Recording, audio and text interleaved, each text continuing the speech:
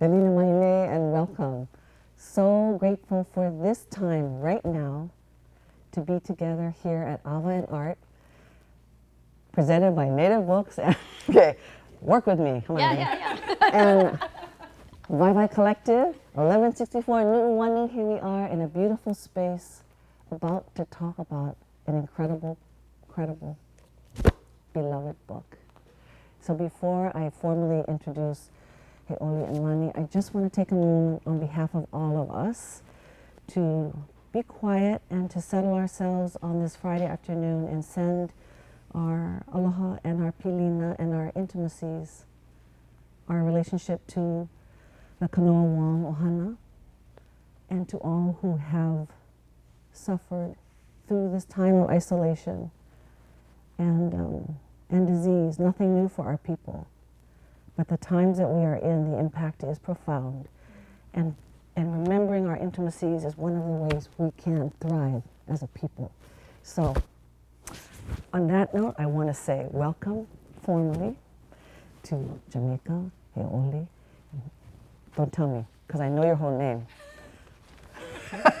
Heoli Neliokalani Osorio, the author of Remembering Our Intimacies, moʻolelo, Aloha Āina, and Ea. It's published by University of Minnesota, and we're all going to wonder why it wasn't published here, but we're not going to talk about it. Because there could be a lack of intimacy that we don't want to talk about, but I'm totally teasing, but please. Just happy again to be able to acknowledge what it's taken to have you with us and have you at this point with work that's a lifetime of work, building intimacy in community with your family, with your ancestors, with your beloveds, and with all of us who just absolutely honor and respect the role that you play in our lives. And I know there's a formal thing that says you're assistant professor. Oh, you don't need to tell them. I know, I'm like I've got my thing. No, but my point is, if you go ahead and Google it, but the point is, there is absolutely no better moment in our lifetime right now to have your book with us, to help us learn again how to reestablish our intimacy. So mahalo for this time.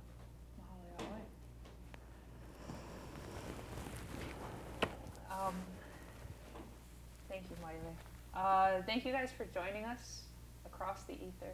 Is that the thing? The ether? On Yes. the interwebs from your Akashic homes. field.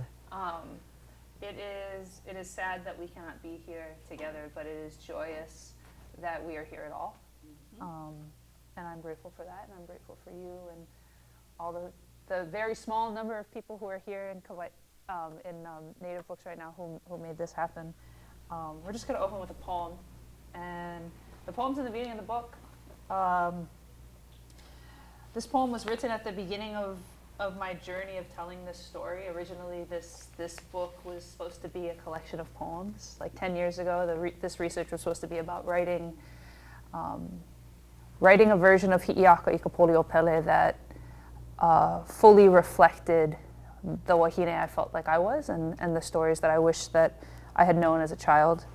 And so this poem is written from the perspective of Hi'iaka to Hopoi, her beloved. And so I offer it to you folks and your beloveds. He mele no Hopoi.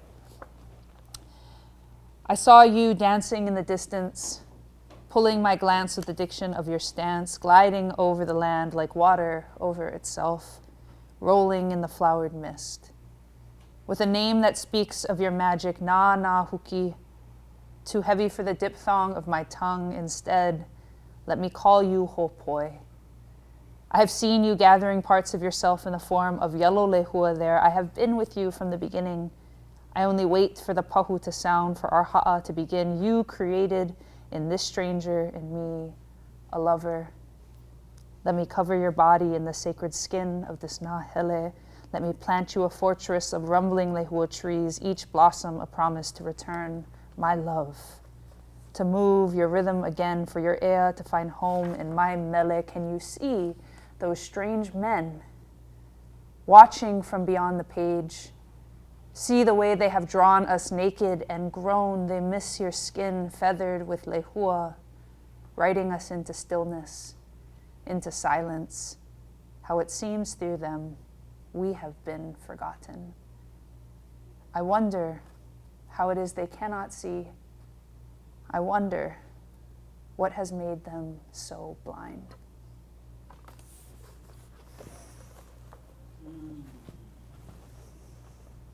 Mahalo for that. Mahalo.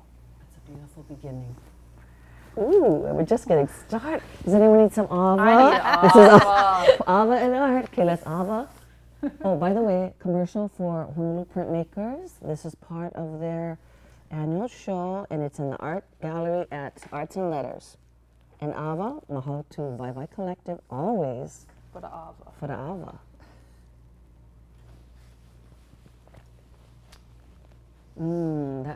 That was an intimacy to share with all of us. Mahalo for that. And now I get to introduce the mother of a fabulous little one who's running around somewhere in Arts and Letters. But so happy to have Lani Tavis here. And Lani is Stephanie for Family at Home. Stephanie is here, Lani is here, because there is deep pilina between these two. There's a mentor-mentee relationship, there's friends and peers, there's comrades in community. And so Lani has written an extraordinary book that he only will now spell for us. No, don't Defiant do that. Indigeneity. Buy the book. Yes, and more importantly, read the book. Yeah, read the book. But the truth is, it's an important statement to be able to make, especially from the chair of the University of Hawaii's Department of Women, Gender, and Sexuality Studies. So just the fact that we have a department like that brings joy to my heart to know that we have complex and absolutely robust and diverse dialogue at the University of Hawaii. So Lani, mahalo for being here, for being with your dear Ho'aloha, and for sharing with us your understanding of Heoli's beautiful book. So thank you. Okay, well, mahalo, aloha mai kākou. Mahalo everybody for inviting me to share this mana'o of this really stunning book. It really is a stunning book. I want us to as we think about the book and as people begin to read it, as they read it, think about why this book actually matters for the lahui and who it maybe matters for the most. So I wanted people to sort of picture that you're maybe a young gay Kanaka. Maybe you have certain kinds of unnameable feelings for people of the same gender. Maybe you have those feelings for people of opposite gender. Maybe you don't know what those feelings are called, but you have them. And you don't know if you're straight or something else, but you know you're not like everybody else. And so, you don't even have words. But maybe then picture your kupuna maybe felt this way in 1970, in 1950, in 1850. Imagine the isolation they might have experienced in these different historical moments.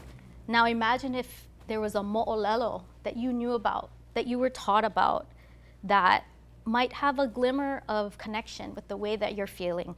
Imagine if you had an ohana, a lahui, a mahui, which is a new word that's coming up, I love it, a mahui that didn't raise an eyebrow at you, but instead embraced you with the fullness of all of your feelings and gave you the space to explore, transform, and emerge, right?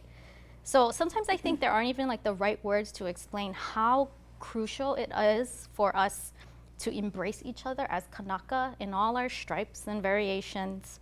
I had the privilege to read this book early on. When it was sent to me, I knew immediately how transformative it would be for the lahui. And I didn't know Dr. Osorio Heoli, didn't know her at all, only knew, the social media giant. But when I read the book, I felt like this wave, a total wave of relief, a wave that finally somebody with the skill set, because there have been people with the skill set for sure, wahine have done this, but the skill set to translate this mo'olelo in a way, finally somebody who's makakau and brave, brave enough and called and has the kuleana to do this. And so I felt a relief, like, finally somebody's gonna do it, and they're gonna do it right, and do it the way that only you can bring to it, right? And so as I read, it became apparent too that this book is not just about the moʻolelo of Hi'iaka Ikapulio Pele. It's more about our ongoing moʻolelo as a collective pilina, as our lahui, and why it's so important that we work together and reweave this ʻupena that you talk about. And so that by the end of the book, I was like, I wish I had this book when I was 17, you know, like how many people can have that wish now, right? Or not even have to wish it. And that I'm so grateful that my keiki, my mo'opuna, and your keiki, and everybody's will now have it. And I mean that very deeply. So I wrote all this other stuff too that's more like, you know, the queer theory of whatever. But I think when people read the book, you know, there can be this impulse to call it, oh, finally, like the queer Hawaiian book or the queer indigenous book, or maybe just call it, oh, this Kanaka book that's not afraid of sexuality, right? That's naming it. But it's so much more than that, I think. And like your voice lays bare this like fierce intimacy that's at the core of this mo'olelo, and then your voice now actually becomes a part of this tradition of Native and other women of color, decolonial praxis that honors all of these voices. And I think really it's listening to these voices, listening to your voice, and reading these intimacies is what we need to heal as a lahui and protect ourselves from future colonial violence that we perpetuate on each other. So there's a lot of other things you talk about. You take Aloha Āina to task in a very Yeah, we gotta go into that. so talk about brave, a pretty gutsy move. There's one point that you take on the definition of Aloha Āina as Hawaiian patriotism, which many of us learn it that way, but you take it on saying no because that centers the patriarch, and you even say that patriarchy is poison. I mean, I was like, okay, I don't disagree with you, but I was like, wow. So it's like, this book is very dangerous in a good way, in that it pushes us to reevaluate and rethink a lot of the things that we've accepted as normal within the lahui. It doesn't throw them out necessarily, but it's like, holds them up and is like, hey, let's think about, the things that are behind our investment in these certain definitions. The other thing about this book, and then I'll stop after this, that it is a very steamy book. Like if you heard the poem that was just read, I mean, it's pretty steamy, particularly chapter 4. It is. Skip to chapter 4 for Okay, wait, I didn't get there yet. Yeah, chapter 4 is, if you really lean into it, it's there. But then again, it's like, even though there's this desire to make it like the gay Hawaiian book, it doesn't fit neatly into like a mainstream haole LGBT kind of story. The story is actually much deeper. It forces us to kind of move beyond what people just think about. Gay life is just about sex, although sex is fine too. But Osorio moves us to a deeper discussion of Kanaka Maoli attachment to things that are actually detrimental to us. So heteropatriarchy, heterosexual marriage, even marriage equality, and all the hierarchies that come with the nation-state form. You even call monogamy toxic. And I thought you were a lesbian, so we can talk about that too. But again, within the book, what you're doing is saying like, hey, this kind of system of the two-partner system is kind of holding us back, right? And then you look into the mo'olelo and you're like, there are lovers, friends, siblings.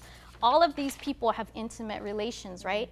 That are platonic and romantic simultaneously in all these different ways, that are communal. And so the intimacy is not about property or ownership, it's about accountability and pilina. And you extrapolate that to our wider connectedness as a lahui, using the metaphor of the ʻupena or the fishing net, and you sort of weave us through teaching us how, the metaphor of the net brings us together, can also make us stuck. So then you have to cut it and bring it back together. So, overall, this is a brilliant work. It is. It's a true makana, something a lot of us have been waiting for. Maybe something people didn't know they needed, but I think we all need it. The mana is very intense, like I said, chapter 4. And in a way, it feels like a huaka'i to a new pilina. And, you know, it takes us beyond a lot of these legal frames and prioritizes what you said, quote, prioritizes kapu, kuleana, and pleasure, end quote. So, mahalo nui for this precious makana. Lani. Ooh. Good one though. I mean, I'm a metaphoric person, so I need to be able to hold space in my own mind for all the ways that we can approach intimacy. Because we need to. We need to not be afraid of ourselves. Knowing ourselves, and if there's ever a time to not be afraid, it's actually right now. So thank you for sharing your thoughts and for you turning on bringing that space to us through your writing. So are you going to read for us? I'm even more nervous though after you said all those great things. Oh, come Are you on. going to read You to know, us? Yes, I'm so nervous. You want to stand? You wanna sit? No, I don't want to stand up. Definitely not. Yeah, I should have marked the page that I'm going to read from. I think it's great you called out chapter 4. Mostly, you know, it's like parental warning. No, just kidding. It's All metaphor. It's all metaphor. It's all about metaphor. Āina. Yeah, it's all about the I land. mean, come on, let's not be literal. That's one of our gifts as a people. I mean, that's one of Holding the ambiguity, okay? I can find myself in there, no worries. I can find myself in all the ambiguity in the mulivai. That's right. So, you know, today is, I've been thinking a lot about so many of my kupuna today. And many of my kupuna are written throughout this book. But I'm going to read from like pretty much the center of our moʻolelo. And this piece is called For My Favorite Spring, Puna Leonetta Keolo Kalani Canard. And I guess I just want to say, for a lot of people who, this work came out of my dissertation, and I felt like the research part of the dissertation was the fun part, the exciting part, no fear part. And there's a moment when you have to transition, right? From taking in ike and then writing something down. And it was really hard for me to cross that boundary, right? And this piece was the first thing I wrote that would eventually become my dissertation. And I think it's important to share it today because Puna's not with us in this realm anymore, but it's also important because thinking about her story while I was reading the moʻolelo, it just had to be told together. And I think that's what really helps me understand a different way to think about pilina. So this was written while I was working on my dissertation. The first time I read this out loud was at the night of my dissertation defense. And that night, sometime before the morning, Puna passed away peacefully in her sleep. So this is for Puna, and yeah. Puna is a moku in the southeast corner of Hawaii Island and home to at least 27 smaller ahupua'a, including Kea'au, Kapoho, and Keahialaka. Puna is also the home of Pele and Hi'iaka, where Kilauea lives and burns right now. When Puna comes from the word kupuna, it can serve as an affectionate name for our grandparents or elders, but Puna can also be a spring where water emerges from the Āina to feed her people. In my life, Puna has been all of this and more. She is the only living wahine in my ohana from my grandparents, Hanauna. Puna is 92 years young and fierce, but sometimes she forgets things, where she is, how old she is. Sometimes she forgets us, her daughter, grandchildren, nieces, and nephews, but there are a handful of things that Puna always holds in the safe in the center of her sacred spring. A few years ago, Puna took a fall at home and ended up in Kuakini Hospital. The doctors tried to ask her a set of standard questions to assess her neurological health. They asked her about the date, their current location, her name, the woman standing next to her, her daughter. She struggled with these questions.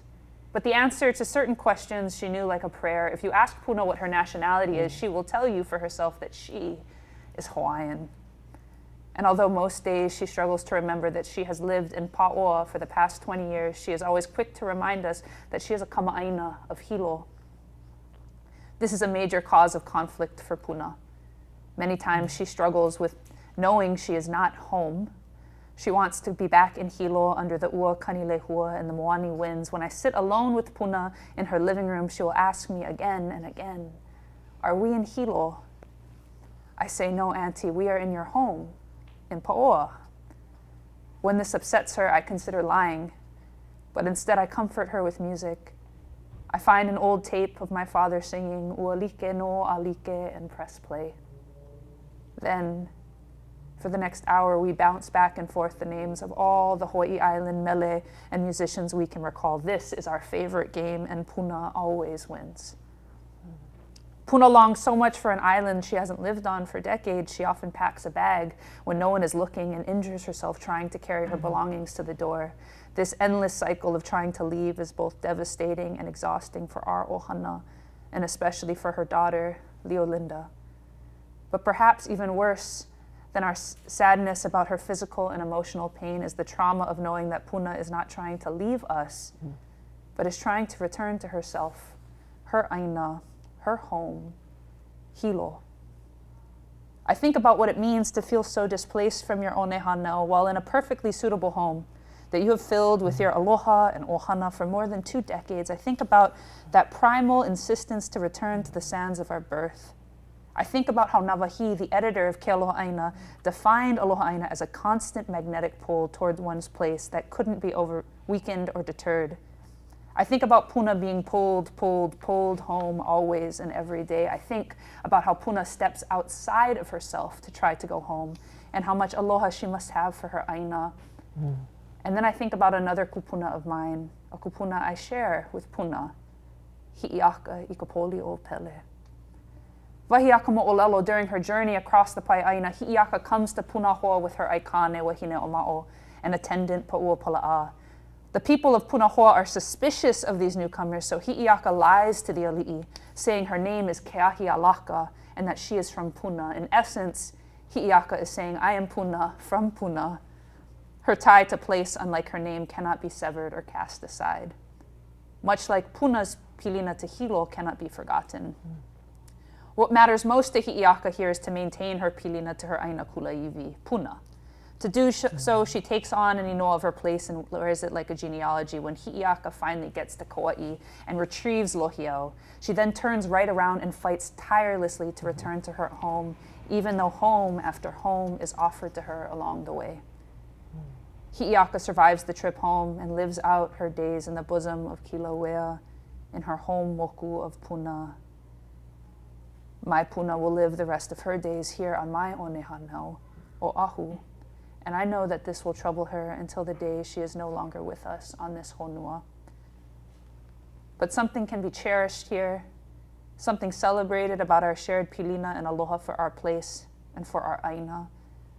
I know that even after profound trauma of my body and mind, my pilina to my kupuna through my aina will remain.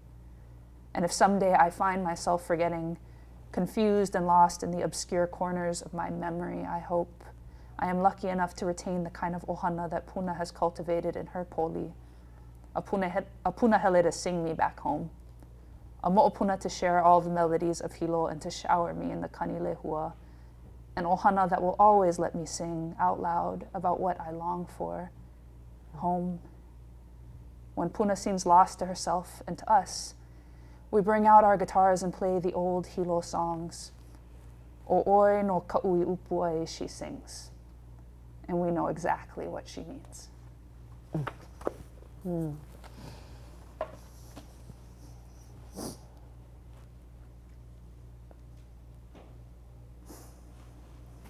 that beautiful pilina was a beginning for you, for the writing of this book. Like permission. Yeah, and she passed.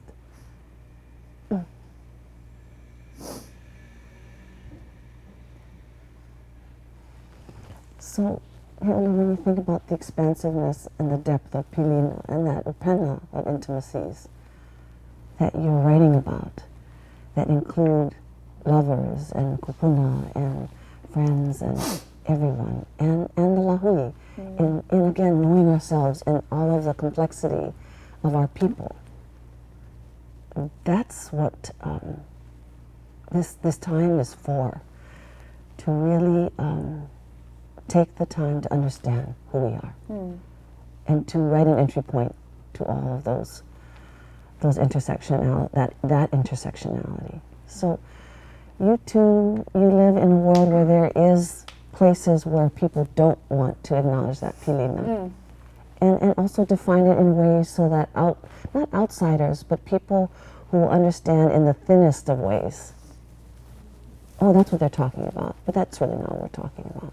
We're just not that simple. You know, it's a complex time, and we're a complex people living in a really complex community. Yeah.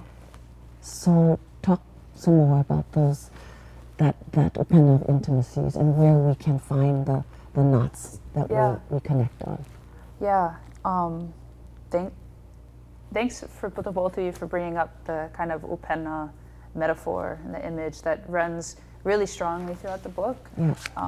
And in fact, the original title of the text had that in the title, but it was too long and tongue twister. They're like, just simplify it already. Make it so that other people will understand what you're talking about. But the metaphor of the ʻupena became really, really important in this project, because the more I've read different versions of hi'iaka, and that was a part of the research for this book. I read a handful of late 19th, early 20th century mana of hi'iaka moʻolelo, and the more I read them, the more different relationships just started to pop out. And the way that I was raised, and I wasn't raised in this really like strict religious household, but I was raised in the early 90s in a time where being Hawaiian was certainly influenced by being Christian, and so there were certain norms around relationships, and the way that I was raised couldn't really reconcile with, like, what do you do with all these different pilina? How do they all exist all in this story without the kind of conflict we would impose upon them today? How do I hold them all in one place? How do I talk about them in a way that we can understand? And that metaphor of the ʻupena just kept coming out. The way that hi'iaka really honors her intimacy to her many lovers, right? People like Hopoi and Wahine. I would say Wahine Ma'o is a lover. Lohiau is a lover. But also how she maintains those pilina to her siblings, and to like handsome men in Kailua. There you go. There's Kailua. all something about Kailua. I don't know what it is. I actually have a friend who says it is the luau, right? The sweet luau of Kailua. But you ever seen an uncle take his chonet and just like cast them perfect, like it was effortless? And that is how hi'iaka manages pilina, right? She is a lavaia. She is the master of her ʻupena. And there's something graceful in that, right? It's not written in a way where she's deceitful. She is honoring the kuleana and the pleasure of all these different intimacies. And so, I think I do call monogamy toxic in my book, and I think I'll probably have to live with that. Let's take a pause. Really? Let's hear more. No, okay, but it's a thought. So like this compulsory monogamy, right? The way that so many of us are raised to think that there is one virtuous way to be in relationships, and that's not only to be in a heterosexual relationship, right? Not only space for two very specific genders to walk through the world, but also this idea that every single one of our people is going to be fed and pleased by a monogamous relationship just seemed kind of strange to me, right? Me wholeheartedly choosing to be in a monogamous relationship is one thing, but this like compulsory way that we have been told all these different practices of our kupuna are wrong, right? And if you have that feeling of being different, that unnameable desire, I think that was the exciting thing to me about this book, and why I think the only reason it happened is because there was a part of me that felt like it had to happen. Like I had this story inside of me that I had to share because it healed so many parts of me. that's what the ʻupena is about, right? The ʻupena is both permission to feel and express aloha the way that our kupuna felt and expressed aloha. And it is also like a mirror that is demanding that you give all of that aloha back to yourself. And that you name the unnameable. Because there are names for the pilina. So yeah, and I think the other thing I would say is, like, I think the reason I wanted to share that short part of the book is I think there was a part of me that was prepared to do this work because I also grew up around these mele that my father sang with me from the time that I was a child, the same mele that his father sang with him. And those mele also have the pilina. They may not have the names, but they have the stories. The essence of it. Right, and so even if as a child I felt different or strange or queer, whatever word, there was still always that backdrop of music and the story of those mele that was like, nope, still Hawaiian, you know? When I hear you describe it, I think about your father offering you ease and comfort in knowing that he and your mother and your kupuna could hold you in that ease of how you were going to define yourself. So you never had to question. Yeah. You just were. Yeah. You just are. And in a leadership role, that voice for our people and for humanity, frankly, just provides us with more realness and more options rather than directives and strident. I mean, how many ʻupena have one strand in them? You know, or Not going to catch a lot of fish. You're going to be hungry. And I'm just seeing that visual, you know. It's going to be okay. We gotta keep these kinds of, and we're being very metaphoric because, you know, and we're open for questions from the audience. We're open for questions from live and virtual. But these are the times to keep gathering, forming, reforming our ʻupena of intimacies, understanding the depth that our kupuna carried, and to just not be afraid. And celebrate. Thank you. Celebrate. That's it, right In the there. words of Punahele, it's a celebration. Yeah. Yeah. But you two are academics, okay? So we're just like, we'll pause and we'll move over to that other place where you put on your... Tell me about the theories. Yeah, let's get Lonnie talking about the things you get to teach in 2021. Well, one thing, so the University of Hawaii at Manoa does have a queer studies certificate now. Thank you. Thank you. But, because, how do I say? So it is Pride Month now that it is October. Is it? It is. Should I know that? Pride every month. I thought that was in It's June. Interesting. I thought Pride. July? Oh no, Hawaii celebrates. I'm gonna lose it all my gay celebrates friends. in October Okay. because it can't compete with the tourism in June when many other That's gay the prides. Is that silliest really thing true? I've ever That's the heard. truth. Okay, cool. And the HSTA and everybody's all bought in on it. Like Hawaii's Pride is in October, so that the tourists, the gay tourists, will come in October because June's too busy. Because they're going to go to They go to Oakland. yeah, they go to New New York, they York go to and- Toronto, they go to other things. Okay. Anyway, the point is, Fair enough. I like that. so it is Pride Month, and Baby chain. I feel like that's a tension in this book. It was a tension when I read it early on. I was like, well, so is this queer or not? Are you going to say that it's queer? Because that's what people want, and that's what sells books on a broader scale, right? But it's not that. I mean, it's partially that. It has traction in queer studies or in queer indigenous studies. It certainly is inspiring for folks who feel that way. But it is a much deeper and more complex story, right? It doesn't fit into a category of LGBT. It's not, it's not marketable or and it's not necessarily about identity either. And that's the thing that's like this critical difference, right? If maybe you want to say more about that. Yeah. So, you feel the tension because I feel the tension between this is one of those ʻupena that's like we get stuck in, right? So I tried really hard in the book to not put new language new identities and new terms on kupuna who Right. perhaps really would have said like, what the hell is that word you're putting on me? Like, I've never called myself this. But some people also use that as an excuse to erase our vibrant practice of pleasure and intimacy, right? So it was this very like razor thin line of kind of calling out as a Kanaka born in 1990, there is a queerness to my aesthetic, to my life, to the communities that I engage with.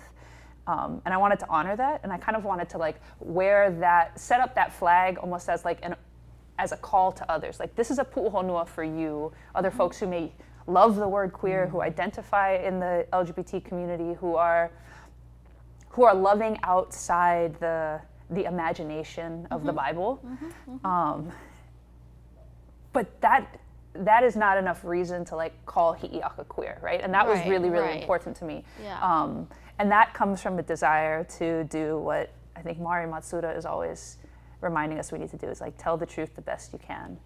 And the truth is, Hi'iaka was Hawaiian.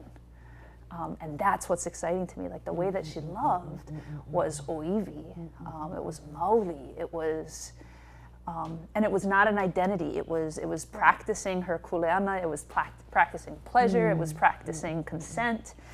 And I think there's room here in kind of the queer theory, queer studies, LGBTQ world to bring our native stories and our native practices around intimacy with each other and the way that draws us close to Aina and our land and draws us into community. I think there's room for us to have really vibrant conversations in the LGBTQ world about what would it mean for us to step beyond our identities, and how would that move us outside of the individual and back into community.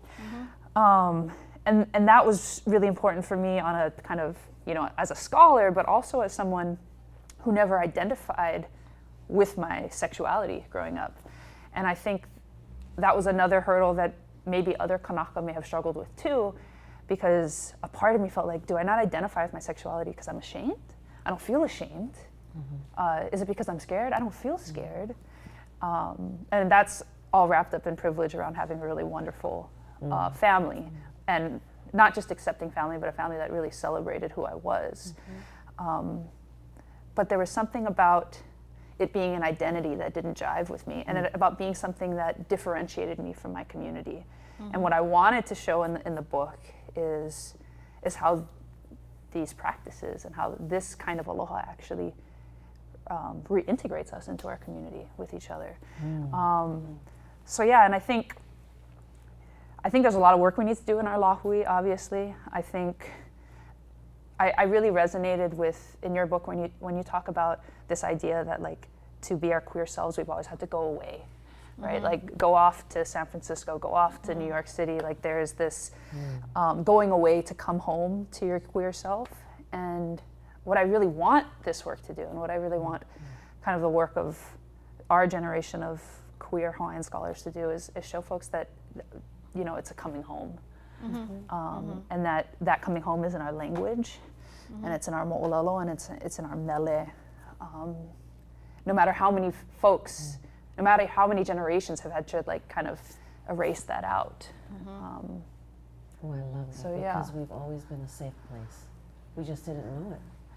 Because in fact, the moʻolelo, when you talk about moʻolelo, Aloha Āina, there's this kind of understanding, and if we look to moʻolelo, it tells us that we are always home, but we so many, like you say, community who feels marginalized, and whether it's, for me the focus, because hearing about it and hearing the metaphor of the nature of Hi'iaka in a queer context, I think of the and so many other things. So, we keep calling out our differences, and yet we have enough as a people in our nature to include all of it's on its head for me a little bit now. And that's another important thing for me about what I've tried to do in the text, is actually show, so a part of the book is really like a love letter to other wahine who love other wahine, and kane who love other kane, and mahu who love all of us and hold space for us and keep us safe.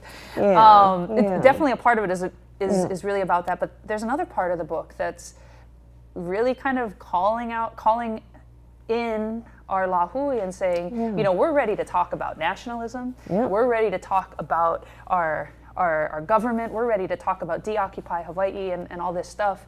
And I hate to break it to you, the way that you have forgotten and erased queer people is completely connected to the way that we are disenfranchised from our country and the way that we're disconnected from our Aina. Because now we have a pathway. Yeah. Because there is fearlessness. Yeah, and the way we relate here is the way we are going to lead. It is the way that we are going to build institutions. It is the way that we are going to create systems.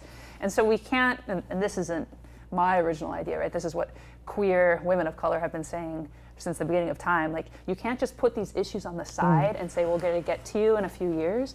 This is integral to the work. This is the work. This is how we do the work. And I just felt like there wasn't, I didn't have that to read growing up. I had it in conversations around me. You know, you could see it in the words of someone like Haunani-Ke Trask or someone like Teresia Te Aiwa. But I wasn't reading it in the moʻolelo, and so I wanted to do both, like this calling in of our queer folk, and then also like, okay, brothers and sisters, all of us who are down for the lahui, you got to be down for like what aloha really means if you want to talk about Aloha Āina.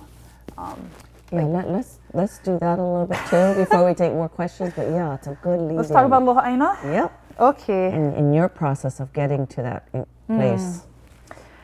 Yeah. Of intimacy. So Aloha Āina, I'm certainly not the first person to challenge patriotism as a definition of Aloha Āina. I think I learned that from Noinoi Silva, which isn't surprising. I learned a lot from Kumu Noinoi. And a part of this has to do with my background is in studying translation theory. I'm not a practicing translator. You'll learn that in the book. I avoid all calls to translate if possible. But one of the things that Noinoi teaches us in Aloha Betrayed is that, you know, we always talk about what's lost in translation, but Noinoi reminds us, like, be vigilant to everything that is imported in translation, the ideas that come in the translation, not just the ideas that are lost. And those can be just as damaging, right? And so when you look at a word like patriotism, and you really think about where that word comes from, and the image that comes to mind when you think of patriotism, it's not surprising to me that our people like the idea of Aloha Āina as patriotism, and it's certainly not a 21st century association, right? We know that Kahui Aloha Āina, they called themselves the Hawaiian Patriotic League. So it's not like some brother in 1990 made it up. There's a history to this translation. But it's not the only way that Aloha Āina can be translated. And a few years ago, I was in Kaikina de Silva's Hawaiian language 3-0-something, and she passed out this reading, and she's like, okay, this is Kanu Pepa Ke Aloha Āina, May 5th, 1895, first issue. Check out this article, Ke Aloha Āina He Haʻia, right? Aloha Āina, what is this? And in that article, we assume it's Navahi because he's the editor, but Navahi says, you know, Aloha Āina is this magnetic pull between a person and their Aina. And it also like inspires that person to always fight for, you know, noho kuʻokoʻa, that like independent nation. But then he says in an article on the same page called like the mana of the magneti, right? What is a magnet? In case you didn't know what a magnet is, let me tell you what a magnet is. And he goes on and he says, the really amazing thing about these Aloha Āina magnets is that if you put two of them close enough to each other, they're bound perfectly together. They cannot be separated. And so he's making this really profound statement about how Aloha Āina isn't just about your relationship to Papa. Aloha Āina is about the relationship we have while we love Papa, and how Papa helps us love each other. And that was like light bulb going off, right? And it reminded me of No Uravilla, who was the first person to say to me, Aloha is not straight, right? And we used to say that, we'll say that to anyone who walks by, like, Aloha is not straight, don't forget. I'm telling you, Aloha is not straight. If that makes you uncomfortable, read the book. Read Hi'iaka, sing any song written by any Hawaiian. Aloha is not straight. And then Kahikina reminded me again a couple years ago. She's like, aloha is not straight, not just because, the way you aloha is aloha, but aloha is not straight because you gotta love this way to love there. Understood. Like you gotta love the ʻāina to love the person in front of you. And nobody teaches you like that, like our kupuna did. And you read these moʻolelo, and I gotta say, Hi'iaka, Hi'iaka loves pleasure, right? It's a story about birth. It's a story about creation. And so there's lots of ho'ipo'ipo ana-ness, ho'omanawa nui-ness. But not once in the story do you learn about, like, Lohiau's strong pecs and biceps and thigh muscles. You don't hear about Hi'iaka's beautiful, buttocks, whatever. Like, these things aren't in the story. What's in the story is their ʻāina. So when Hi'iaka makes love to Lohiau, ua ike o Lohiau I kanani o Puna. Lohiau witnesses all the beauties of Puna. And Hi'iaka witnesses all the beauties of Ha'ena, and their ʻāina make love to each other. And so to me, like, okay, that's Aloha Āina. It's like knowing someone so well that you know their ʻāina. And then, if we, sorry, I'm talking like an academic now, but if we like take that next step in thinking about Aloha Āina, then, oh, no wonder so many of our relationships are so messed up, right? Because so many of us have been removed from our ʻāina, right? So this relationship that used to teach us how to understand consent, right? How to understand pleasure, how to be good lovers, right? From watching a manu o sip the nectar of a lehua, how that teaches us how to give our wives pleasure. We don't have that relationship to the o'o anymore because she's not here anymore, right? We don't know how to find her. We don't have that relationship to the o'opu and Kauai Nui because they turned Kauai Nui into a marsh. And so to me, that's a big part of this book is like, okay, Aloha Āina, yes, like I'm here for fighting for the independence of our nation, but I'm also here for all of this. So can we all get here for all of this? Because there's a nation here to fight for and to love for. Yeah. That's a really, really clear message. And yeah, at the end, that's it. It comes with the recognition of that process of Aloha Āina. And patriotism, I feel like patriots are lovers. And if they really do love Āina, then we don't have to make it the loyalty to something that doesn't translate to an intimacy. But again, here we are, it's 2021. It's an important time for the book. It's an important time for all of us to be sitting here. And if any of our listeners, viewers, are there any questions or comments from our community? How about our in-person threesome? Has anything been inspired? And we're lucky to have Heoli's papa here.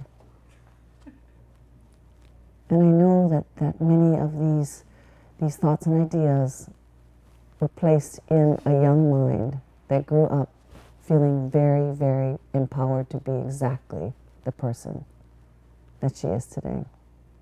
So I look to you as the start of that intimacy, you and Mary.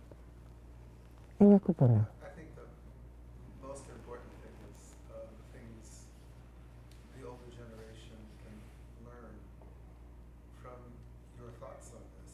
Mm-hmm. The multiplicity of relationships that we have been unaware of or really been denied the chance to explore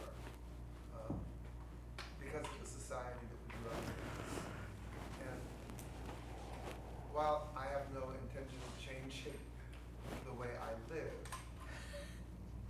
what this means, not just for you, but for your keiki and for your mo'opuna, is the most interesting and exciting part of what we're going through. We lived our lives to live life. We lived our lives and we lived them the way we were trained and taught to live good lives. Your definition of a good life is going to be different and better. And so will your children because of what you've been through. So this is an amazing thing. You know, for a parent to be in awe of their children is, I don't know that it always happens. Yeah. And I hope people were able to hear that. And Heoli, can you summarize, because that I didn't hear longing, I heard recognition of what we couldn't. What you planted, the potentiality, the anu, to be who she is, so that we can learn and support it by being here. You know, I think about, I'm thinking about my friend, Kahala Johnson, who is one of the fiercest queer people I know. And I know that they're fierce because they often say things that make me uncomfortable. And I like that because then it forces me to because I really like being the person who makes others feel uncomfortable, right? Really. Like discomfort will change you, it'll help you grow. And Kahala is one of those people who changes me and helps me grow. But I think about something they said once all the time, and they were talking about Kauʻikeʻuli, because we love Kauʻikeʻuli, and Kauʻikeʻuli, brought us the kingdom in this real formal way, and he got us recognition and all these amazing things. And Kahala is the first person who ever made me think about what Kauʻikeʻuli had to give up for that recognition, and what the nation had to give up for that recognition. He gave up his lover.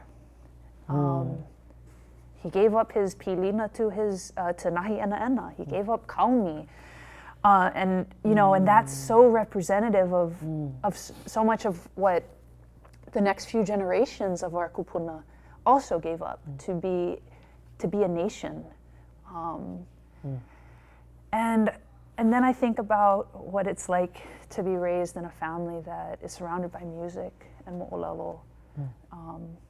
Of course, it was wonderful to be raised in a family with a historian who knew all these stories. But I think even if it was just the music, I was better off just because of the music. And it also helped me, there are people who are a part of every ohana that don't understand this queer stuff, yeah? And sometimes those people are parents, and sometimes those people are siblings, and sometimes those people are grandparents. And I think mele helped me love my grandfather in a closer and deeper way, because even if, I know my grandfather loved me all the days of his life, but I knew he didn't understand queerness, and I knew in his world he didn't support queerness, although he always supported me. But he sang these same songs that told these same stories. And, I know he didn't speak Hawaiian, but I knew he knew what he was singing, because when you saw him, there was no mistaking that he knew the aloha he was singing about. And so when I saw my grandfather sing Kamakani Ka'iri Aloha, or when I saw my grandfather sing Manu O'o, there was a recognition there too, right? And I got to love him deeper, and I got to be closer to him because I knew what those mele were about, right? And so the mele said what we would never have been able to say to each other, and the mele held what multiple generations of erasure and trauma never could have held.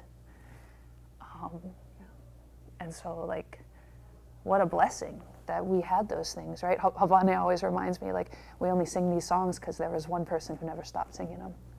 Right? We only know these stories because there was at least one person who never stopped telling them, right? There was Kanepu'u saying, print the whole damn story. Tell the whole damn truth. And so I think, maybe for little queer kids like me who are not like me, who didn't have these magical parents who are ready to see their child the way that my parents saw me, I hope at least you have mele. Because the mirrors are all there in the mele. They're all, even if you just got a few, you only need one.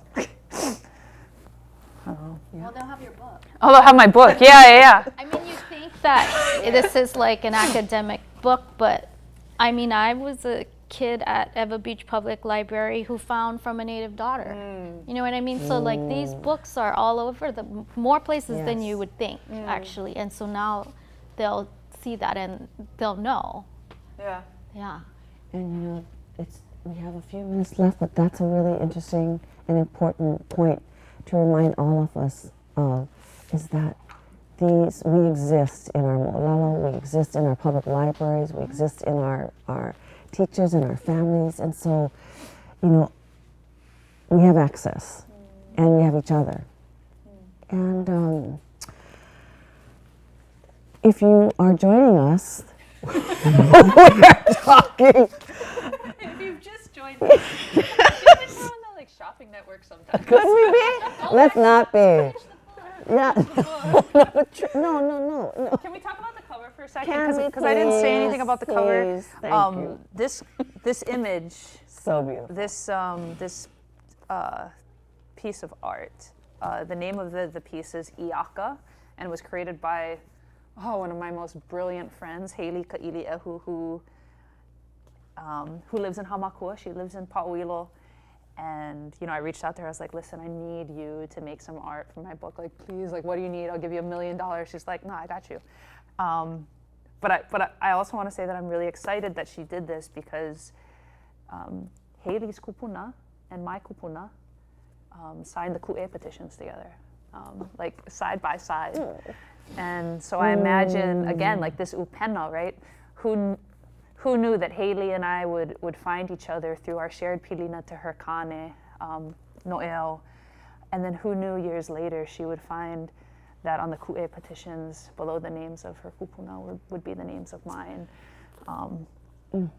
So it's fitting that she's on the cover, and if you don't know her work, please look up her work, and please look up their hui mau in Pa'uilo. They're doing the work of reestablishing the pilina between their community and their Āina, you know, and Haloa, and so that's the art, in case you were wondering. You know, we should never be surprised by those kinds of stories, because that is the nature of our people, to stay connected any way we can. So we do absolutely want to encourage everyone to read Remembering Our Intimacies, moʻolelo, Aloha Āina, and Ea, by Jamaica, Heoli, Nelly Ikalani, Osorio. Too much ava, it's okay. Yeah, that's it.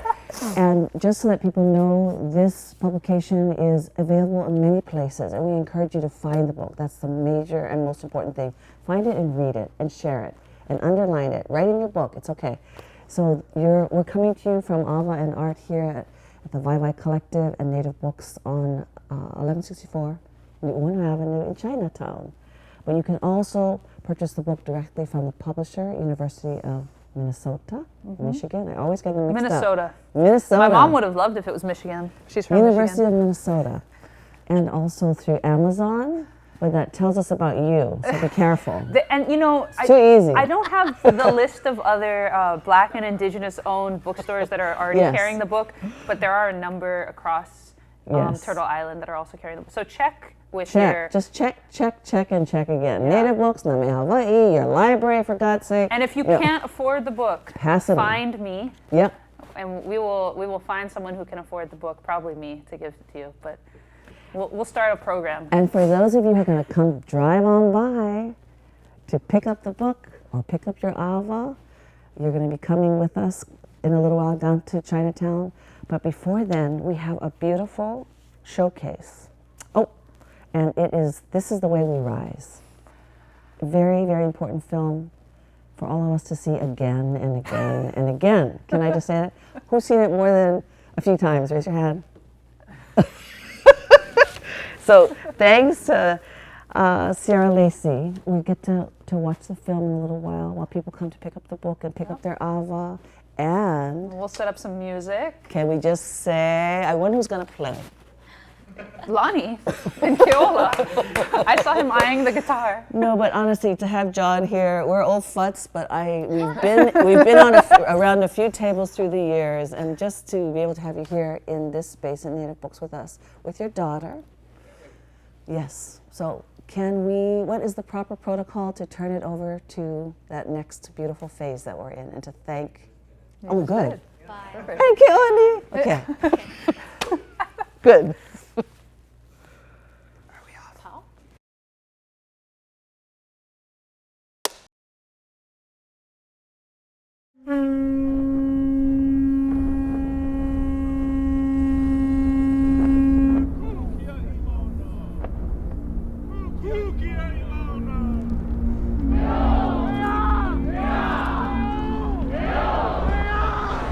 Ask me about the Mauna, and I will tell you about 30 Kanaka huddled shivering in an empty parking lot, praying that Lahui would answer the call.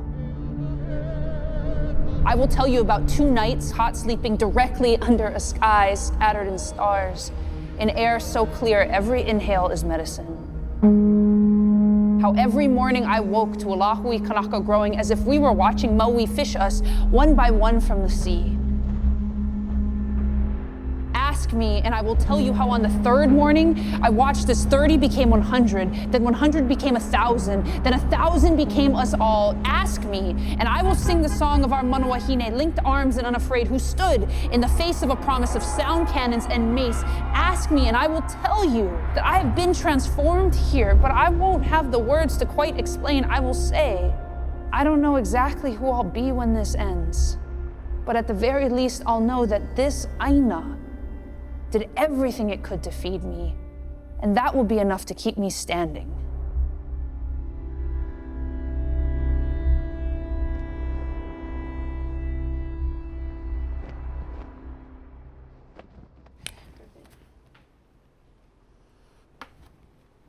I think about my role as the poet as having power to make people feel.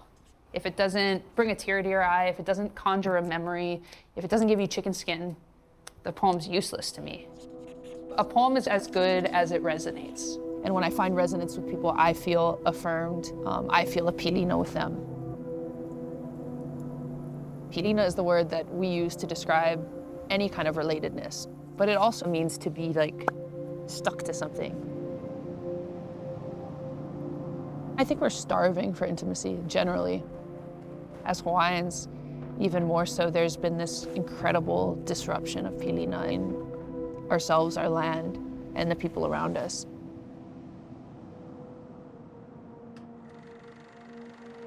Between 1778, when Captain Cook arrived, and the overthrow in 1893, we lost 90% of our population due to disease. 90% of our population just died. That's an apocalypse. The world transformed. And the ones who live struggled through this incredible transformation of land and resources and rights and privileges and living on their land. We are Hawaiian people, natives. This is our life. So there is a history of exploitation that mirrors what's happening on the mountain. For the last 10 years, a conglomerate has been trying to build a telescope on top Mauna Āina. This would be the 14th telescope on that mountain, built without the consent of the Hawaiian people. Mauna Āina, the fight to protect her.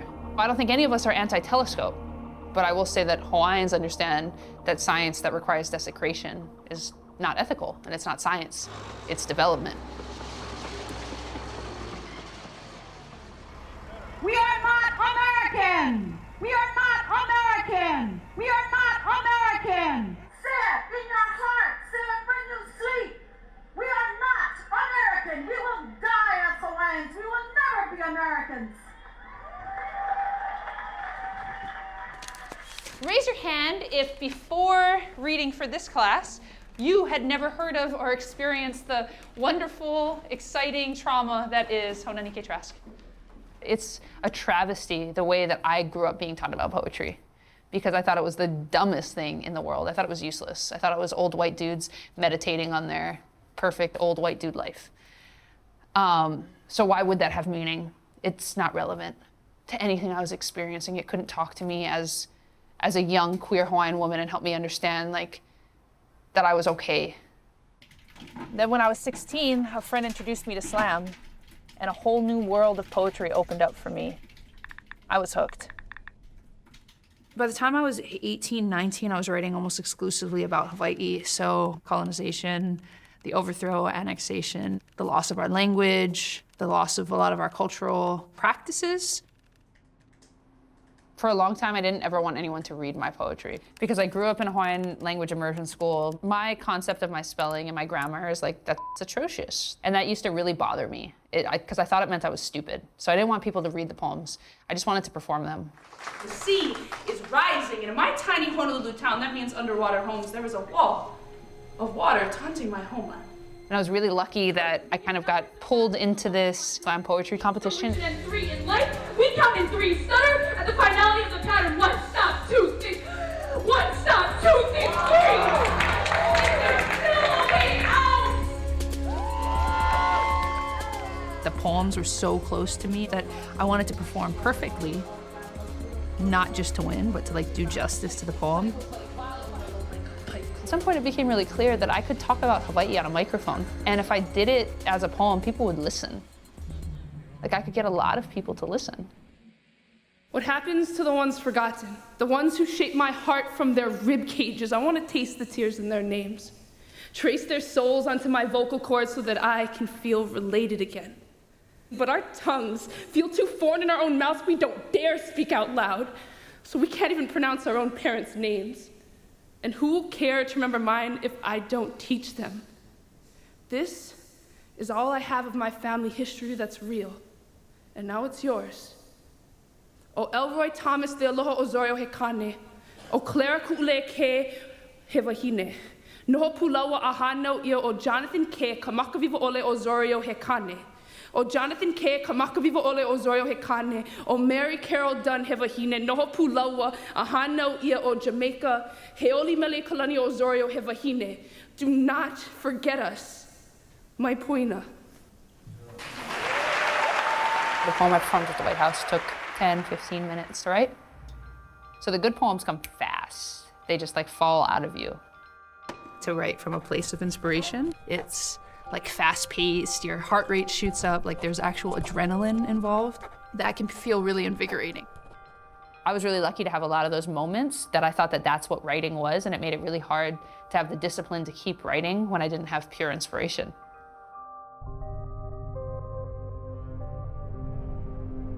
I think that's part of the reason I stopped writing and performing.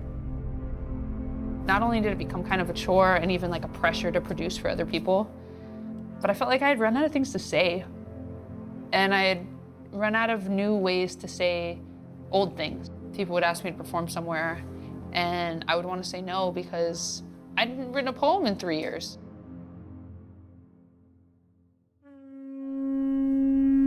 So then after months and months of waiting, we got the call.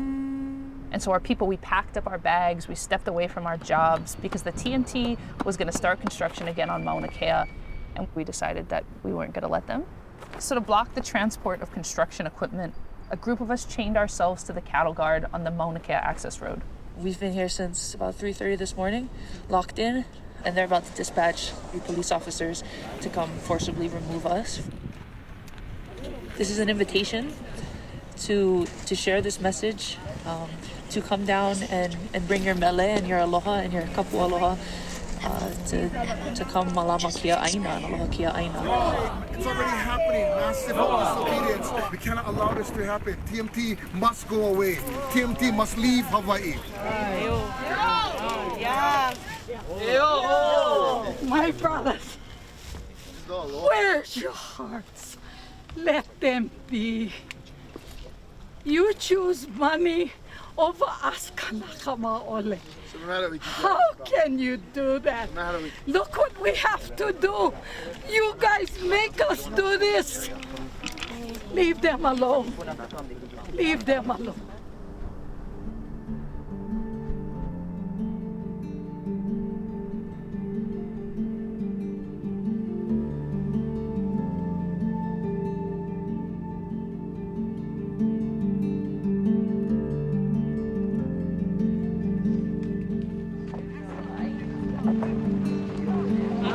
Do a poem. Huh? Bring them home.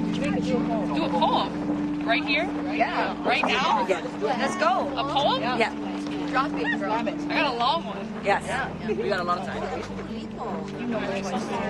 Sorry, I need to get used to it. It's 1876, and David Kalakaua, not yet crowned, not yet anointed or king, pens a song at the request of Kamehameha V. Lota Kapuaiwa, Hawaii Pono'i, a new national anthem, a new symbol of strength, a new promise to the Kanaka Maoli of Kalakaua's generation that, like those before, they will stand and fight for the right to noho aupuni. Today, we call this resistance. Back then, we just called it pono. Being there, I had voice again. I had something new to say.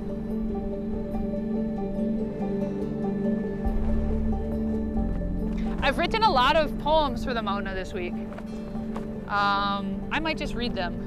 Ask me about the Mauna, and I will tell you the moʻolelo of 8 kanaka chained to a cattle grate, and the kokua that sat beside us. Auntie says she sees hope in me, and I watch her overflow. Says she dreamed of this day. When you write a poem or a song in Hawaiian, it's no longer yours. You don't have ownership over it. It belongs to the person you write it to. That's kind of the beauty in all of this. All the poems I'm writing, they belong to Mauna Awakea. To me, in many ways, they're all just the same poem. Mauna Awakea and I are getting to know each other. You know, it's like falling in love. This morning, all I have is the magic of a Mauna, caught in the sight of the sun, as we are teased by the treachery of time.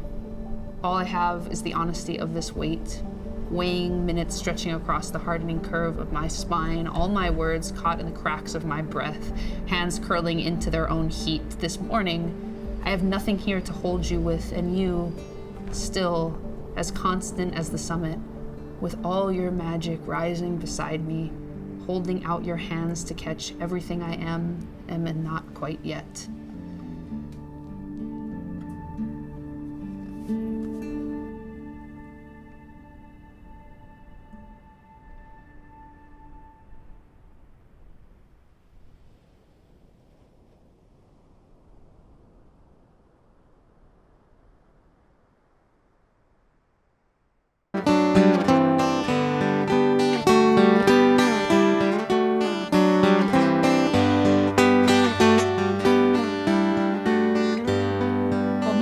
Nui ke kane, o lona no kaumakahi ka wahine.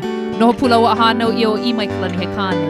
O imai kalani ke kane o ke ko'o kalani ka wahine. Noho pula o ahana i o pa'auluhi ka hinolani ke kane. O pa'auluhi ka hinolani ke kane o pi'i vai vai ole ka wahine. Noho pula o ahana i o Charles Moses ka makuwa ole o ka mewe he kane. O haina lo ke kane o niau ka wahine. Noho pula o ahana i o kalua i Honolulu he wahine. O kalua i Honolulu ka wahine o naka o ke kane. Noho pula o ahana i o ka pahu he wahine. O ka pau ka wahine o kua ke kane. No pulau a hānau ia o Daisy Kelly ai awa awa ka wahine. O Daisy Kelly ai awa awa ka wahine o Charles Moses ka makuwa ole o Ozar o ka memehe kane. No pulau a hānau ia o Eliza Lealoha ka makuwa ole he wahine. O manua vai ke kane o ke o ka wahine. No pulau a hānau ia o Sarah P.K. Papanui he wahine. O Sarah P.K. Papanui ka wahine. O Leroy Adam K. No, o Sarah P.K. Papanui ka wahine. O Cam a Kiona ke kane. No pulau a hānau ia o Nani Kaluahine a Kiona he wahine. O Nani Kaluahine a Kiona ka wahine. O Leroy Adam K. ke kane. No pulau a hānau ia o Clara Ku'ule K. he wahine. O Clara Ku'ule K. ka wahine. O Elroy Thomas e Aloha Ozara ke kane. No pulau a hānau ia o Jonathan K. ka makuiwa ole Ozara he kane. O Jonathan K. ka makuiwa ole Ozara ke kane. O Mary Carol Dunn ka wahine. No pulau a hānau ia o Jamaica Heoli Mele Kalani Osorio he wahine. Do not forget us. Mai poina.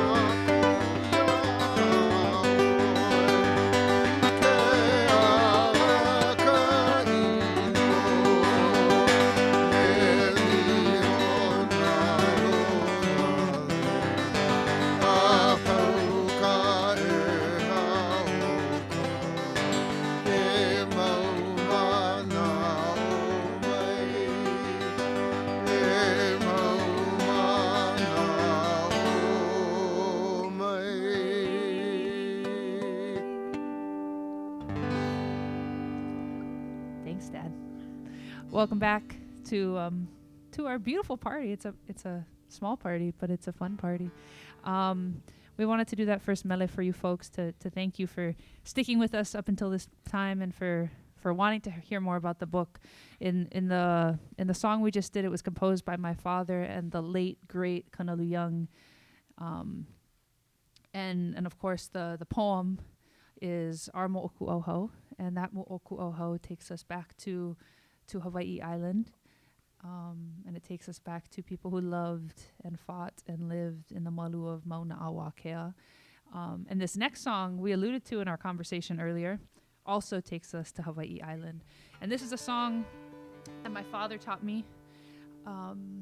But the reason this song is important to me is that this is a song that whenever we sang, our Auntie Leo, my grandfather's sister, she would always come back to us when we sang this mele. It didn't matter, if she hadn't said a word all day. It didn't matter if she was confused. It didn't matter if she didn't know where she was. If we pick up the guitar, we sing this song, and she sang along too. So I know she's still doing that with the rest of our kupuna. This song is by Alice Everett, Ualike no Alike.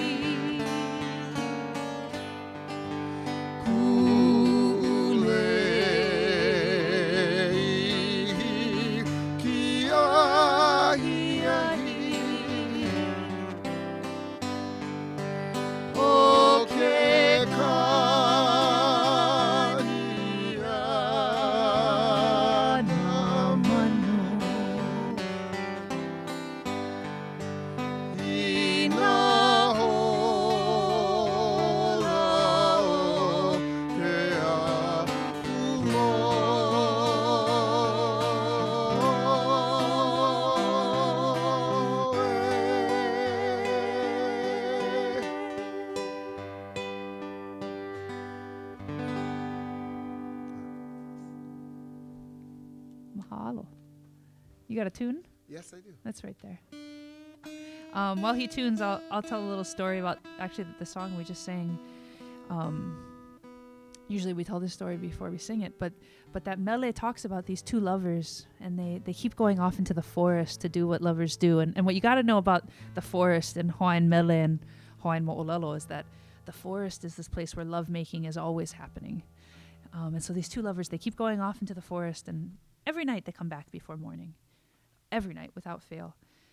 And this is important because our kupuna, they have a word for a lover you stay with until morning. There's a special relationship, a special bond that comes with someone you make pancakes with the next day, right? So one night they have a little too much fun and they fall asleep, and they wake to the rain on their faces and the birds and the trees, and they look at each other and they realize everything has changed. So I just wanted you guys to know that moʻolelo. That's what that mele is about. You want to tell them about this song? Sure. And who it's for?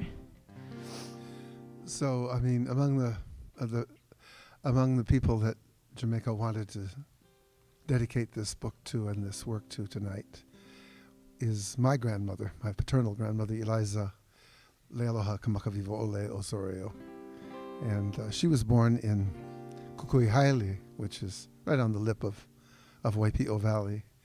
And even though she was really a Hilo person by the time I was born, and we only really saw Waipio a few times, when I was in my 20s, we used to hike along those valleys, Waipio into Waimanu, and then down from the other side, Pololu into Honokaneiki. And the thing about those valleys is that some of them were at the time in the 1970s uninhabited, but you could always feel the presence of people there, of the ancients there. They were there, and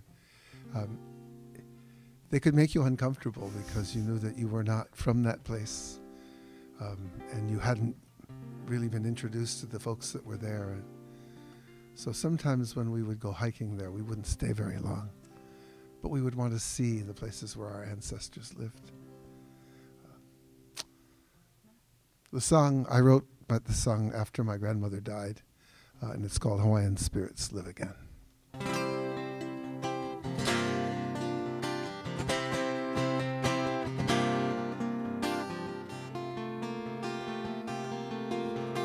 Cast your eyes down the mountainside, out from the surf into the valley wide, breathlessly wading through the years, solemn and silent souls have gathered here. Waipio, where the old ways like the sea seem to flow unceasingly, and 1,000 voices speak to me. Well, the wave rushes on, and the mist rolls in, and Hawaiian spirits live again.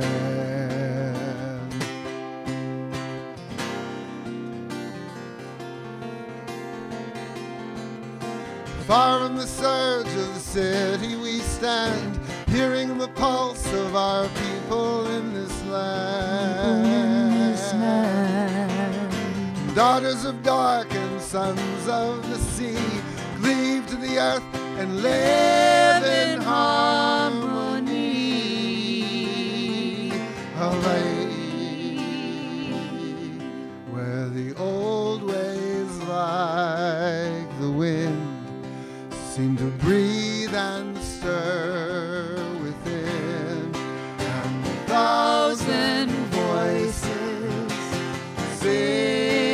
sing again.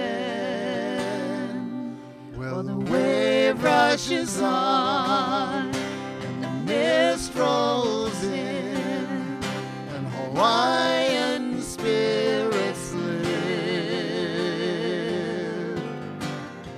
again.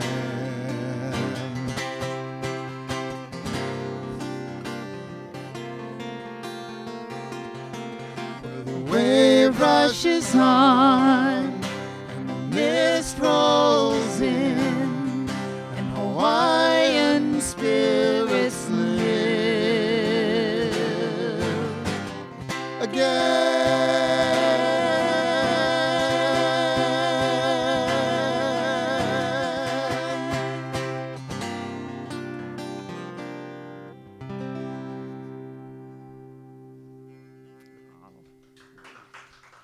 Oh, tanks. Oh, mahalo, yes. The Zoom clap. So we did that last song for Eliza, Le Aloha Kamakuiwa Ole. The book is dedicated to three wahine, three koa wahine, three mana wahine who had a tremendous impact on my life. And the first, of course, is my father's grandmother, someone I never met in this realm, but whose influence is written all throughout the book. And who has everything to do with the songs that we sing, I'm sure. There are two other wahine. The next wahine, we're going to sing the song we wrote for her. We actually wrote this song with a friend, Liz Soto, who was watching earlier. She may still be watching, maybe not. Maybe she's sleepy. But she wrote the song. She actually wrote the, maybe the third verse? No, second verse. The second verse? You wrote the third. She wrote one of the verses of the song, and this song was written for Teasia Te Aiwa.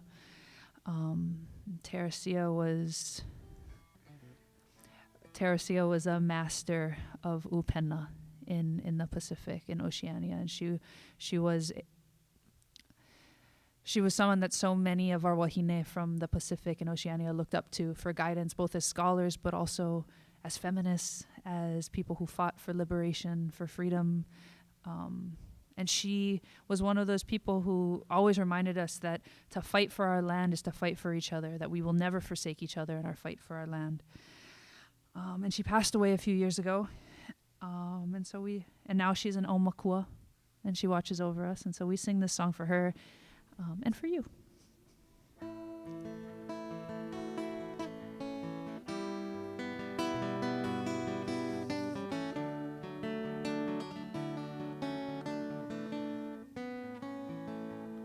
Old men gaze to the horizon where the women see forever, and the stories that their lives become are spoken by the gods. I have known you, Teresia, by your love for all these islands, and I sing your name with gladness for the goddess you've become.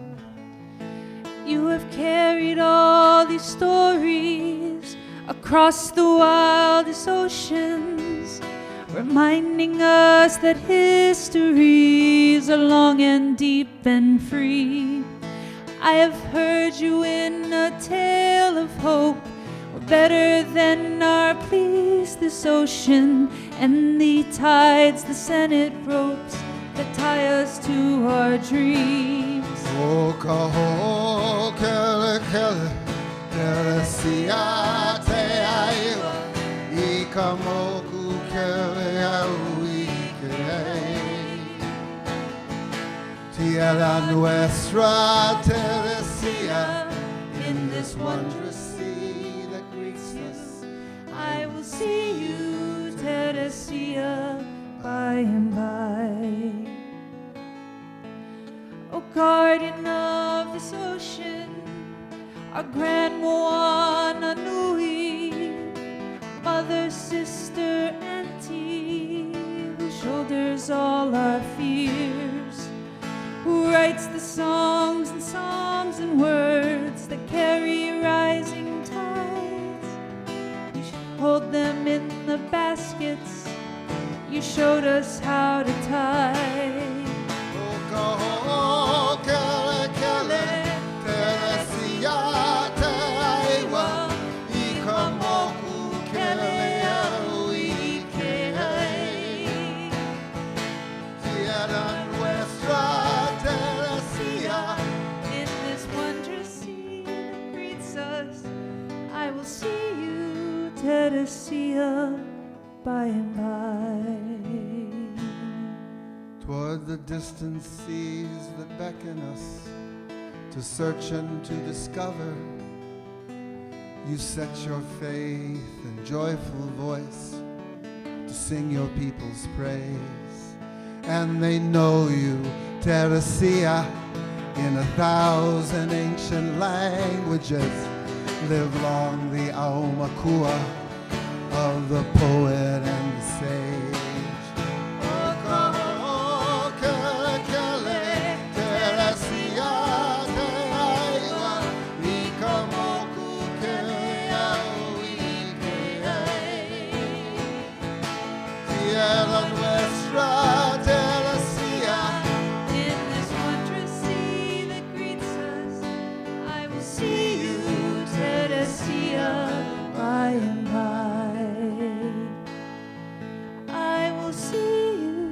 Teresia, by and by.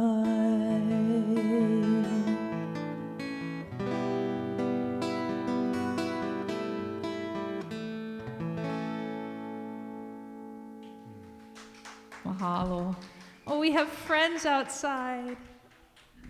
Thank you very much. Oh, thank you very much. It's good to have people. Yeah, I think I see some students. We can actually see people. Yeah, it's mean. Oh man, I feel like she's here now. I know. Wouldn't that? Oh, what a beautiful thing. This next mele was written by my father, and also Kanalu Young, and also Kumujan Keola Lake, and it's a perfect transition from the last song because we just talked about how Teresia is now an aumakua, and this mele, is it Kahulio or Kahulina'o? Kahulina'o. Kahulina'o. Okay, this mele talks about our aumakua being the ones that will lead us. Na aumakua e alaka imai. It is the aumakua that will lead us forward. And it reminds us that when we're seeking guidance from these aumakua, that their guidance is not just, of course, in the ho'ailona we witness around us, not just in our na'au, but they are certainly within our mo'olelo. And it tells us to return to our mo'olelo, learn these stories and share them with your ohana. And so we sing this one for all your aumakua. I gotta do this fast. You gotta do them right? fast. Don't mess them up.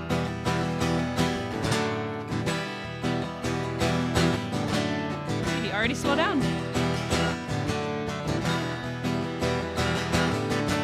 Nanau makua e alaka imai.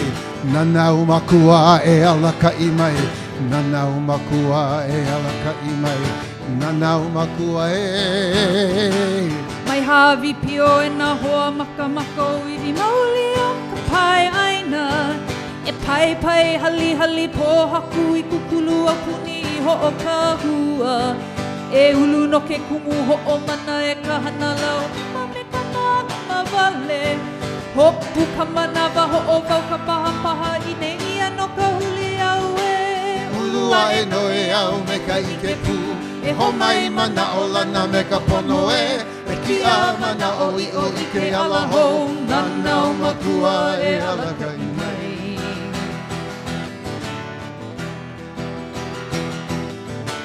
Nanau makua e alaka imai. Nanau makua e alaka imai. Nanau makua e alaka imai. Nanau makua e. Ane hoala ni ka mo'opua I lahi kino ka wakila kau. Kuno ka lehu lehu ha'a kua loa ha'onani na iau kundi. A o mo'olelo hano hano na kupuna ka he aku I ka vai mana o lana. E o na Hawaii na aku I ka pono I ne ia no ka huli au e. Ulua e no e au me ka ike pu. E ho mai mana o lana me ka pono e. E ki a mana o I o ike ala ho. Nanau makua e alaka imai.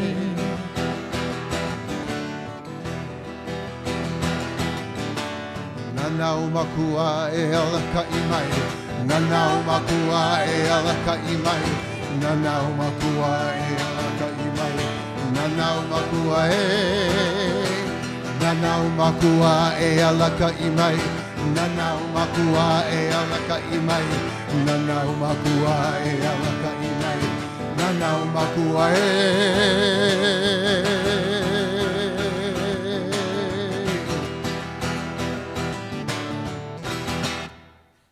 Not too bad.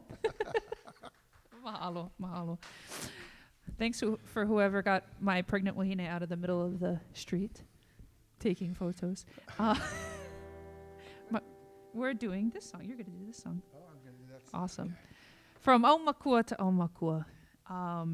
So I told you, right? The book was dedicated to three wahine: Eliza, Kamakuiho'ole, Lealoha Kamakuiho'ole, Teresia Te Aiwa, and the third wahine passed away this past July 3rd. And what a wonderful time to go, right? To say, I'm not going to live through one more of these American holidays.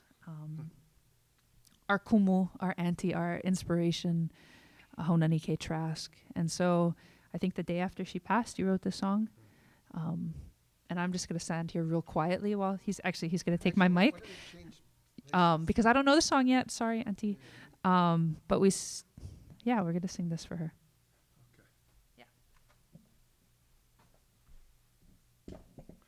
We haven't sung this very often, so I really do need the words in front of me so that I don't forget them. And I wish I'd practiced it a little bit more, but I still want to sing it. Somebody tell Miley to come in because I want to sing it to her too.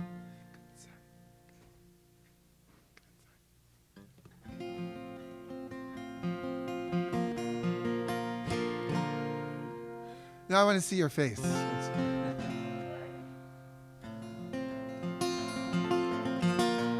So this song is called Native Daughter.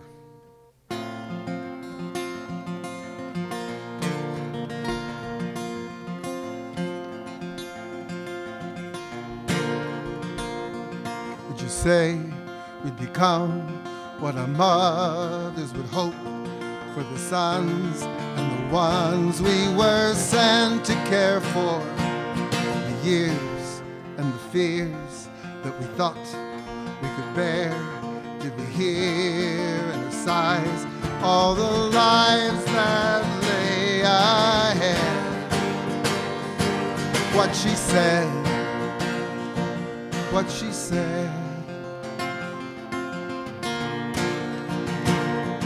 Would you say we had seen what our daughter had gleaned from the lies and the sins of the world that caved us in, and the songs they conceived for the gods and the seas from before our lives were bred? What she said, what she said.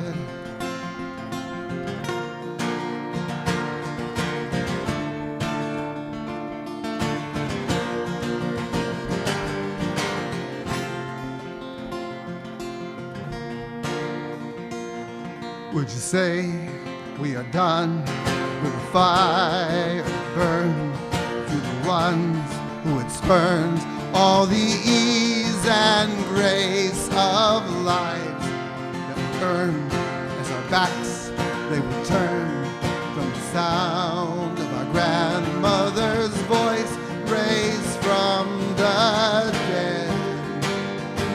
What she said, what she said. Let her be now. She's at rest, and it's we now in the crest of the wave that she led. What would you say to our daughters today who fought to be more than our narrow visions? Who are you? Who are we? Will her words make us free when she spoke with a fire that burned away these chains? When she said what she said. Let her be now. She's at rest, and it's sweet now in the crest of the wave that she led.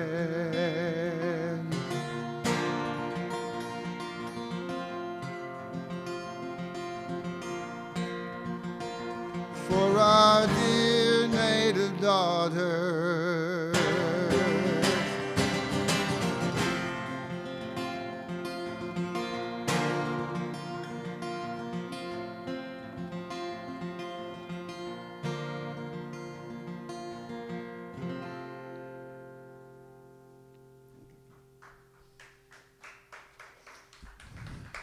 thank you. Thanks. Thank you. Thanks for singing that.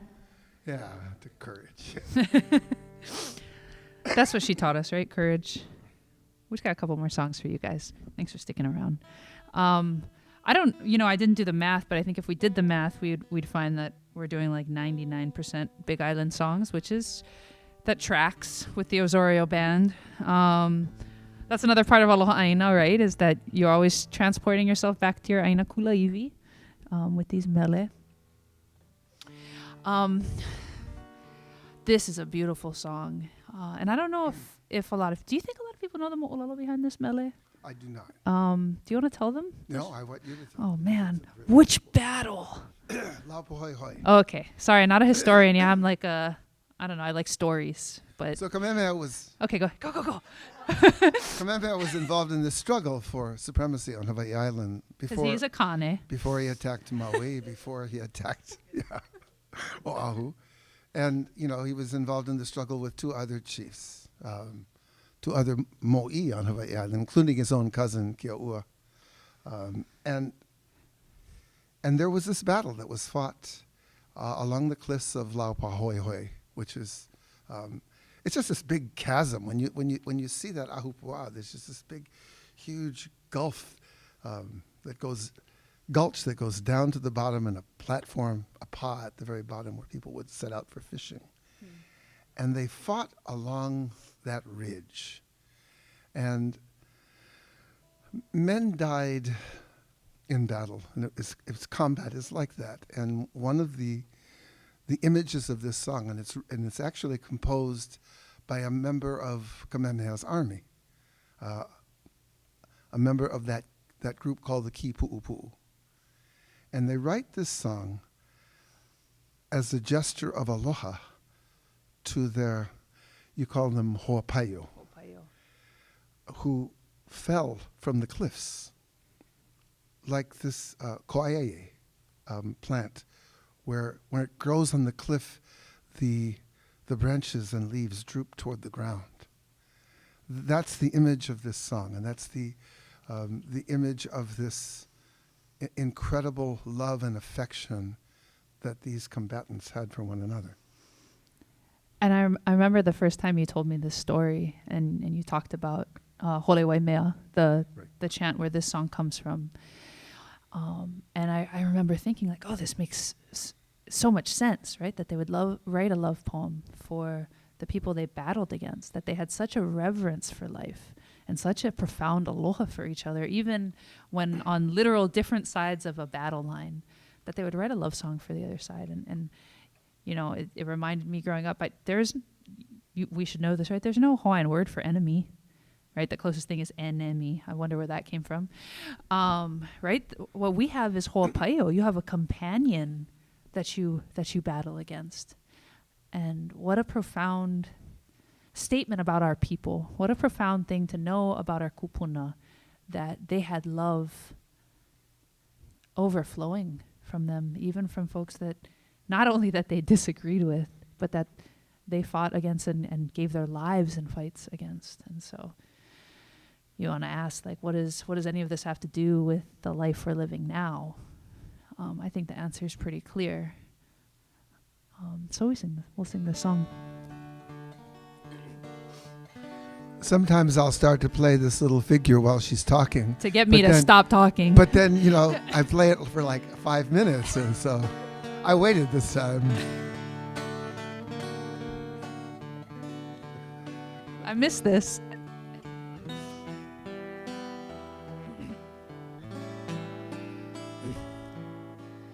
Kua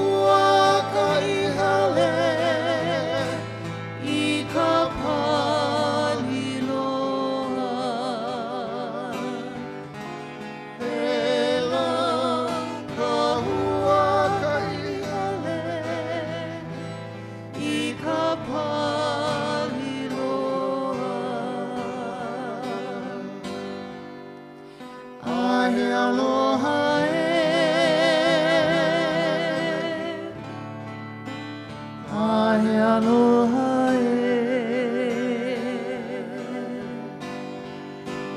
Ahe aloha e.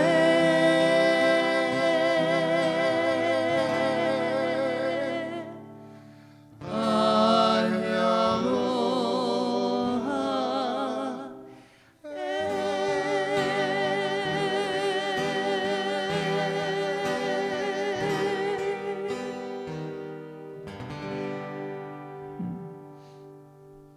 Mahalo.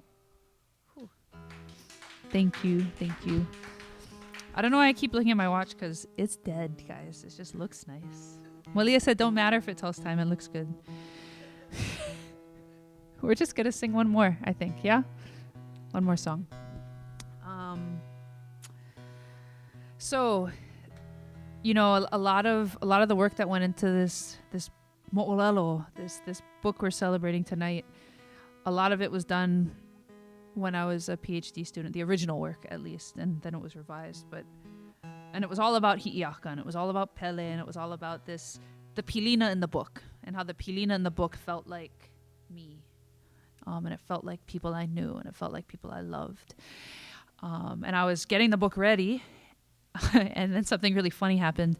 I don't know, something like thousands of us got called to live on the foot of a mountain because the fake state of Hawaii had decided again that they thought they could do whatever they want on our Āina, even though we said ʻaʻole plenty times. I've been saying ʻaʻole for a long time. So, you know, a lot of us went, and we went to go live at the foot of the mauna. We went to go establish a puʻuhonua. That's where I met my love, Malia. Talk about pilina. And everything that I read in the book, or everything that I read in the moʻolelo, and everything that I had written had a new face. And I had a face in the women who stood beside me in that manoa hine line, as we called it. It had a face in the kupuna who sat before me, who allowed themselves to be carried away and dehumanized by the police, pulled away from their own Āina. It had a face certainly in the kupuna who didn't plan to be arrested, but who sat down to fill the place of a kupuna who had been taken away.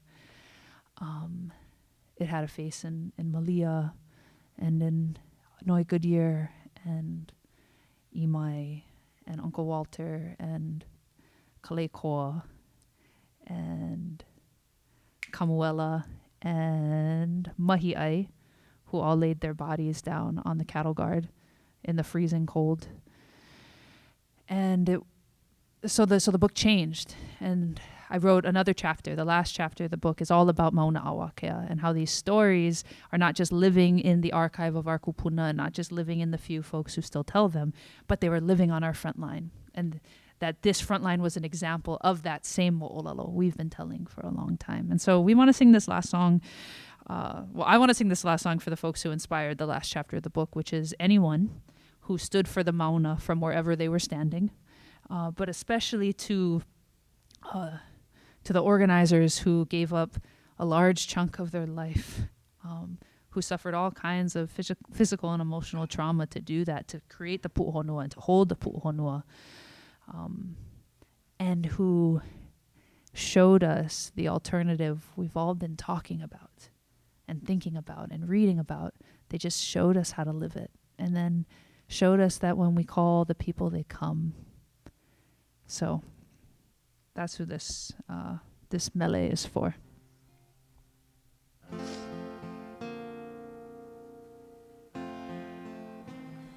One last thing. So, today I witnessed a remarkable dissertation defense by Aaron Salah on the life and the talent and the performance of Mahi Beamer. Yeah.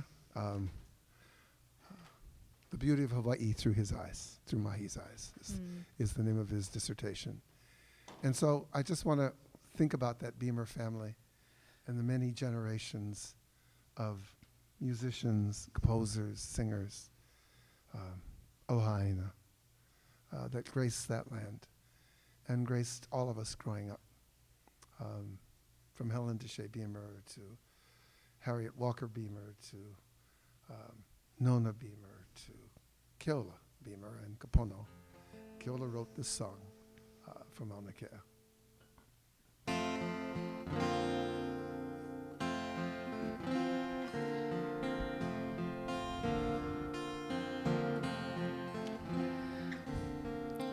Ask me about the Mauna, and I will tell you about 30 Kanaka huddled shivering in an empty parking lot, praying the lahui would answer the call. I will tell you about 2 nights spent caught sleeping directly under a sky scattered in stars, in air so clear every inhale is medicine. I will tell you how on the 3rd morning I woke to a lahui Kanaka growing as if we were watching Maui fish us one by one from the sea. Ask me, and I will tell you how I watched 30 become 100, then 100 became 1,000, then 1,000 became us all, each and every one of our kupunas standing beside us. Ask me about the Mauna, and I will tell you about 8 Kanaka chained to a cattle grate, and the kokua who sat beside us, how we were never alone in the malu of the Mauna, how no one is ever alone in the malu of our Mauna. Ask me, and I will recount their names, all 38, each kupuna who told us mo'opuna how to stand, how I wept and wept and wept as I quietly held their names in my chest. Ask me, and I will sing the song of our manawahine, linked arms and unafraid, who stood in the face of a promise of sound cannons and mace. Ask me, and I will tell you I have been transformed here, but I won't have the words to quite explain. I will say, I don't know exactly who I will be when this ends. I don't know exactly who we will be when this ends. But I'll know, at the very least, that this Aina, it did everything it could to feed me. That will be enough to keep me standing. My friends and I would sometimes roam the trails of Mauna Kea, and in the evening we come home to see her standing there.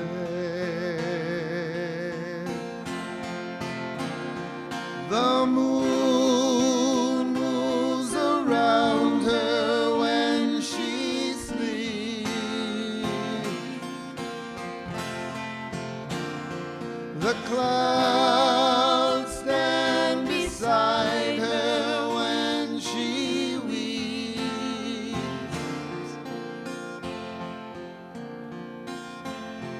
And I could be forgotten and 1,000 miles away, and still I would recall the beauty of Mauna Kea.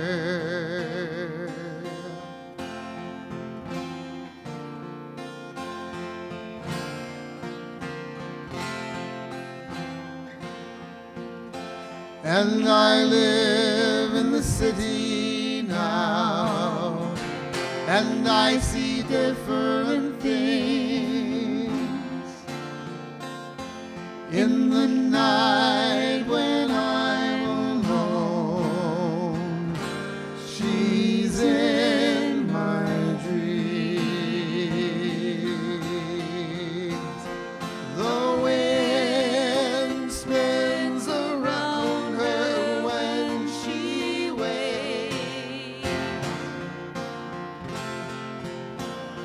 The sun spreads his warmth across her face,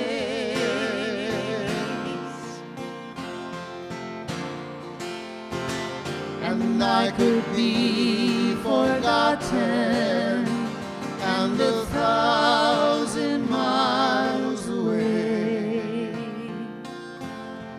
and still I would recall the beauty of Mauna Kea.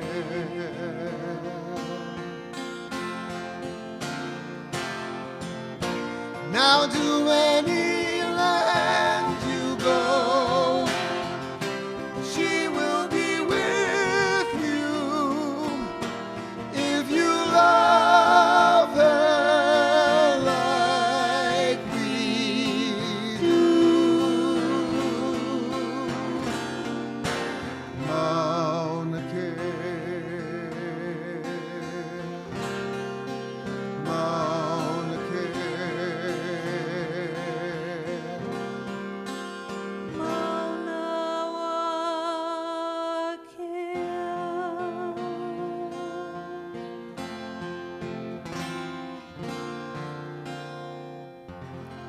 Thank you, folks, for sticking with us tonight. Good night, everybody. Mahalo to Kawaiwai, mahalo to Native Books, Nā Mea Hawaii. Mahalo to Arts and Letters at Nu'uanu. We love you, folks. Be safe. And Wear all your our mask. haumana, all of our And all our haumana. Ahui ho.